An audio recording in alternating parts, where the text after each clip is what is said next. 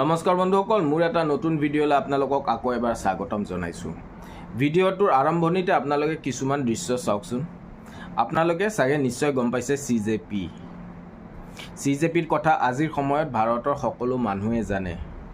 কি কাৰণে এই CJP দলটো গঠন হৈছে মই বাৰু আজি ছাপোৰ্ট কৰোঁ।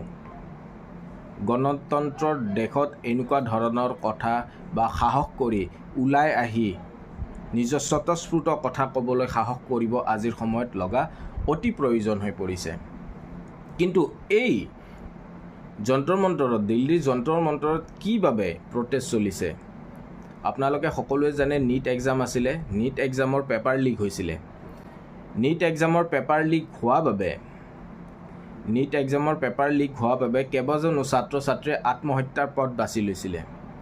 মানসিকভাৱে ভাৰসাম্য হেৰাই পেলাই যেতিয়া এজন ছাত্ৰ ছাত্ৰীয়ে এটা পৰীক্ষা দিয়াৰ আগত যিমানখিনি কষ্ট কৰে, যেতিয়া সেই কষ্ট কৰাৰ ফলটো পোৱাৰ সময়ত যেতিয়া গম পায় যে সেই পেপাৰখন অলৰেডি লিক হৈ গৈছিলে, তেতিয়া মানসিকভাৱে এজন ছাত্ৰ ছাত্ৰীয়ে নিজক ভাঙি পেলোৱায় আৰু সেই ভাঙি পেলোৱাৰ ফলতে আত্মহত্যাৰ পথ বাছি লয়। কিন্তু ইয়াৰে গাফিলতি কাৰ? আজি আমি নিজকে বিশ্বগুৰু কৈছোঁ, কিন্তু বিশ্বগুৰু হোৱাৰ পাছতো কিন্তু বিশ্বগুৰুৰ লক্ষণ ক'তো আমি দেখা নাপাওঁ। নে মুখেৰে কৈ দিলে আমাৰ সকলো কথা হৈ যায়? এইটো কিন্তু বৰ জানিবলগীয়া কথা। কেতিয়াবা কিছুমান কথাই আমাক এনেকুৱা লাগে যে আমাক আত্মবিশ্বাস কৰি তোলে।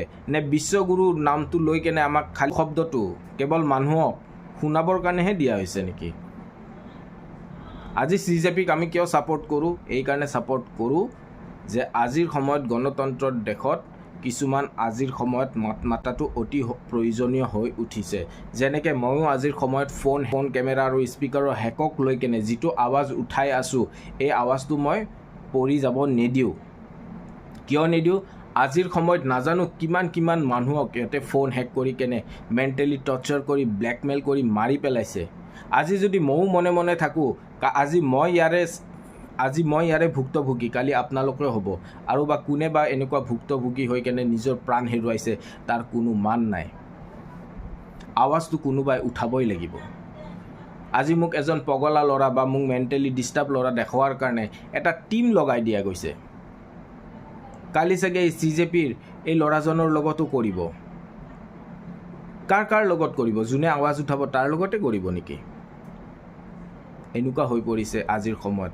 যদি মোৰ কথাত বিশ্বাস নহয়, তেনেহ'লে মোৰ এই ভিডিঅ'টো ভাৰতৰ প্ৰত্যেকজন সুৰক্ষা ব্যৱস্থাৰ লগত থকা সেই সদস্যবিলাকৰ তাত মোৰ এই ভিডিঅ'টো পঠাই দিয়ক যে মোৰ কথাটো সঁচা নে মিছা এবাৰ আপোনালোকে অনুসন্ধান কৰক, যে ভাৰতত এনেকুৱা কিবা ছিষ্টেম আছে নেকি যিটোৰে ফোনটো হেক কৰিব পৰা যায়। ফোনৰ কেমেৰাৰ পৰা স্পীকাৰটোৰ এক্সিছ লোৱাৰ পাছত ফোনটো অট'মেটিক কাম কৰি থাকে আৰু ফোনৰ কাষত আমি যিয়ে নকৰোঁ সেই সকলো বস্তু বা তথ্য সিহঁতে গম পাই থাকে। যদি আছে তেনেহ'লে কাৰ গাফিলতিত আজিৰ সময়ত এই বস্তুবোৰ বাহিৰলৈ আহি কেনে কিছুমান বেয়া কামত ব্যৱহাৰ হৈ আছে? এই বস্তুবোৰ আজিৰ টাইমত ফাদিল হোৱা অতি দৰকাৰ। আজি নীট এক্সামৰ পেপাৰ লিক হৈ যায়, কালি কিবাৰ লিক হৈ যায়। আজি যদি মই আৱাজ উঠাওঁ, কালি মোক ৰিপৰ্টাৰে আহি কেনে কি সুধিব? আজিৰ ৰিপৰ্টাৰে আপোনাক নুসুধে। আজিৰ ৰিপৰ্টাৰে আপোনাক সুধিব নীটৰ ফুল ফৰ্ম কি? মই আপোনালোকক কৈ আছোঁ কি পেপাৰ লিক হোৱাৰ কথা, আৰু আপোনালোকক আজিৰ সময়ত সংবাদ মাধ্যমে সুধিবলৈ আহিব নীটৰ ফুল ফৰ্ম কি? আপোনাক মনৰ বল ভাঙাৰ কাৰণে অকল যে দুষ্ট চক্ৰই আছে তেনেকুৱা নহয়। আজিৰ সময়ত সংবাদ মাধ্যমো এটা সেই ভূমিকাই গ্ৰহণ কৰি আছে যিটো ভূমিকা দুষ্ট চক্ৰই লৈ আছে। নহ'লে এনেকুৱা ধৰণৰ প্ৰশ্ন আজিৰ সময়ত সংবাদ মাধ্যমো আপোনাৰ ওচৰত আহি নুসুধে যে নীটৰ ফুল ফৰ্ম কি? আপুনি যিটোৰ বিষয়ে কালি যদি মোৰো কথা শুনে কোনোবাই ফোন হেকিঙৰ কথাটো, তুমি ক'ত গম পাইছা? তুমি ইয়াৰ লগত জড়িত আছা নেকি? আৰে মই জড়িত থকা কথাটো গুলি মাৰক।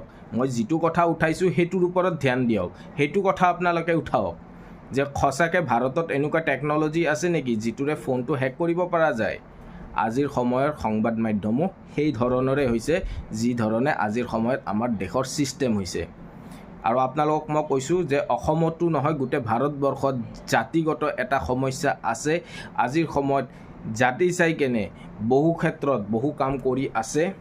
আৰু মই আৰু এষাৰ কথা আপোনালোকৰ মাজত কৈছোঁ, আমি CJPক ছাপোৰ্ট কৰোঁ। এইকাৰণে কৰোঁ, গণতন্ত্ৰৰ দেশত সকলো মানুহে মাত মাতাৰ অধিকাৰ আছে আৰু স্বতঃস্ফূৰ্তভাৱে মাত মাতাৰ অধিকাৰ আছে। কিন্তু আজিৰ সময়ত সেই গণতন্ত্ৰক হত্যা কৰি কেনে প্ৰত্যেকৰ মুখত জানো সূতাৰে চিলাই কৰি দিছে। আৰু কোনোবা ল'ৰাৰ বা কোনোবা ব্যক্তিৰ যদি ক্ৰিমিনেল ৰেকৰ্ড নাই, তাৰ ক্ৰিমিনেল ৰেকৰ্ড নাথাকিলে তেনেহ'লে মনত ৰাখিব, সেই মানুহজনক মেণ্টেলি টৰ্চাৰ কৰি কেনে এজন পগলা সজোৱাৰ ষড়যন্ত্ৰ আজিৰ সময়ত চলি আছে। যিটো মোৰ লগত হৈছে সেইটোহে মই অভিজ্ঞতা আপোনালোকৰ ওচৰত শ্বেয়াৰ কৰিছোঁ।